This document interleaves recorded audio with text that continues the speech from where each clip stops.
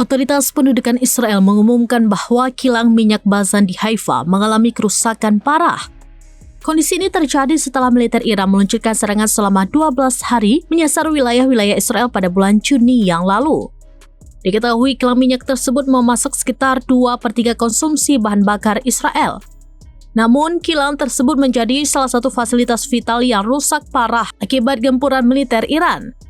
Tidak hanya kilang minyak, pembangkit listrik pusat, jaringan pipa, dan infrastruktur operasionalnya juga mengalami kerusakan parah. Hal ini mendorong Kementerian Dalam Negeri untuk menyusun perintah darurat. Pendudukan Israel mengeluarkan perintah darurat sementara untuk merehabilitasi kilang minyak Bazan, sehingga memungkinkan pemulihan cepat tanpa perlu izin bangunan sambil memberlakukan pembatasan lingkungan yang ketat. Nantinya, rehabilitasi akan mencakup perawatan lingkungan yang komprehensif untuk lokasi kontaminasi akibat serangan. Selain itu, mempersiapkan laporan untuk memastikan bahwa indikator lingkungan tidak memburuk. Sebelumnya, Iran juga mengklaim jika serangan yang mereka luncurkan menimbulkan kerugian besar di Israel. Sejumlah pusat keamanan, militer, dan penelitian di wilayah pendudukan dilaporkan hancur total.